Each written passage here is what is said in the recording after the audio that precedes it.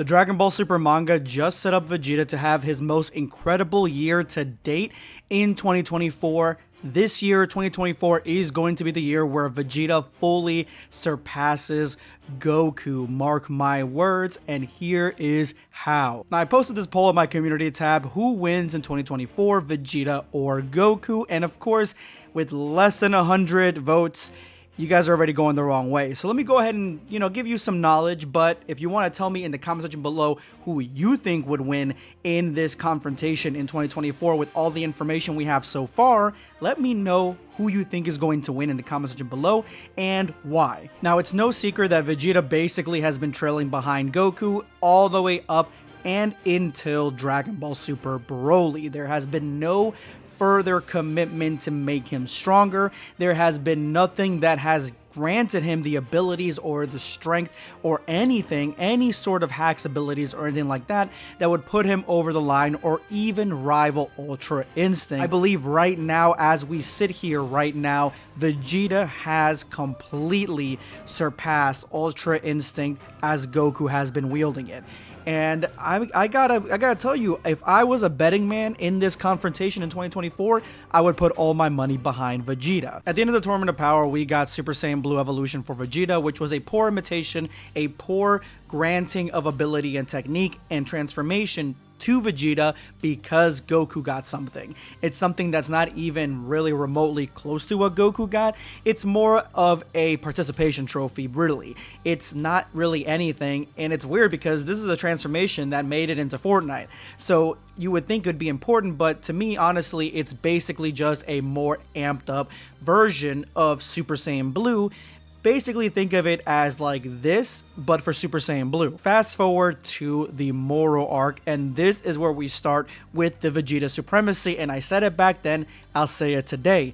This is where Vegeta finally started breaking the mold and going into a new direction, going into something new. Shocking everybody in this arc, Vegeta decided to go train with the Yardrat people, a people that have these neat techniques and abilities that really have been giving someone like Goku an edge, and if Goku can learn them, Vegeta can too. But Vegeta wanted to go one step further. He wanted to gain an ability that was more true to himself, something that was inherent to his own being, that's something that Kakarot did not have. And so on this planet, he learns Force Spirit Fission. Force Spirit Fission allows a user to separate and manipulate the energy from their target, granting them the ability to do things such as undo fusion or absorption techniques and free trap souls. This technique is also shown to be able to indirectly revive some of the dead. It literally disables one of the most strongest and most overpowered abilities or type of abilities in Dragon Ball, which is fusion and absorption. It basically undoes them. It is an undo button, alt delete, that Vegeta can do against his enemies. Like, this is completely groundbreaking. There are so many enemies in Dragon Ball that are fused together, that are absorbed or have absorbed other people, that this could literally just completely eliminate. And when you're talking about somebody like Goku who can't do that, this is a big one up, because if you're facing a villain that has fused or absorbed somebody else, this is just Vegeta doing the undo card, the Uno reverse. Goku can't do this. Now, if you're talking about a Vegeta versus Goku conversation, which I'm talking about who wins in 2024, I'm talking about strength abilities, I can talk about versus too. If you're talking about both of them together, well, Goku can't really absorb and can't really fuse with other people to face off against Vegeta. He wouldn't do that. So this is not going to come in handy to face off against somebody like Goku, but it will give him the advantage against his villains. So this is something that Vegeta has that Goku does not, which to me means that he has a tremendous advantage. Not to mention that with the Yardrat training, he also learned how to do instant transmission, which he did say that he needed more training for it. He's not going to do it again.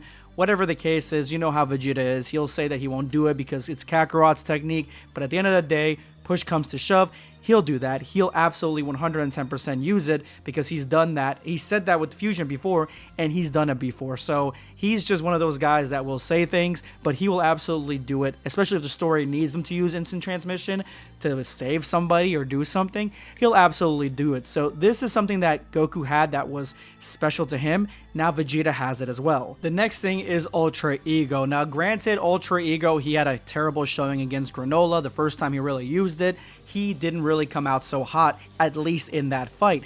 But everything leading up to Ultra Ego and what we've seen of Vegeta after really showcases how important this transformation actually is. Because if you guys remember, the training to get to that Ultra Ego, to be the apprentice of someone like Beerus, was for Vegeta to basically master Hakai, or a smaller version of Hakai, something that he can use against other opponents as well. So he has the Destroyer's ability, something that Vegeta actively has trained with this and used this to gain a new transformation that comes from the teachings of a god of destruction. So Vegeta has Hakai, he actively uses Hakai, and now he has this transformation that is inspired by the gods of destruction.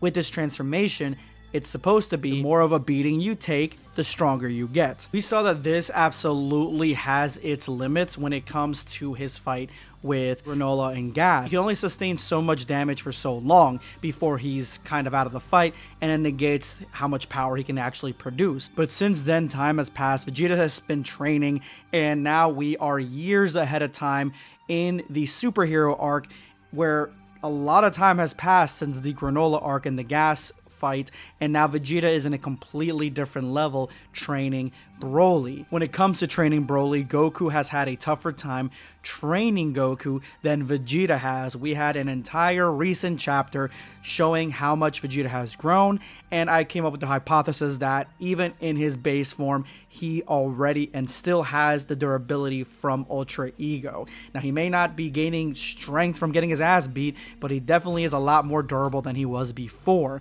which, you know, makes sense seeing as how Goku in Ultra Instinct has been able to use kind of an instantaneous movement in certain situations in base. So Vegeta right now is in a perfect spot to become the strongest warrior in this universe in 2024. He is just almost completely overpowered, where he has the abilities of gaining more and more strength. He can defuse other characters. He has Ultra Instinct level power. He is just a complete and utter juggernaut, and he doesn't have to deal with issues like Goku did when he was Ultra Instinct, trying to figure out which Ultra Instinct works best for him. Either way, Vegeta is looking to have a solid run in 2024. Let me know what you guys think of this, and make your voice be known here. And if you want to vote in the community poll, go ahead and check that out too. Subscribe for more content.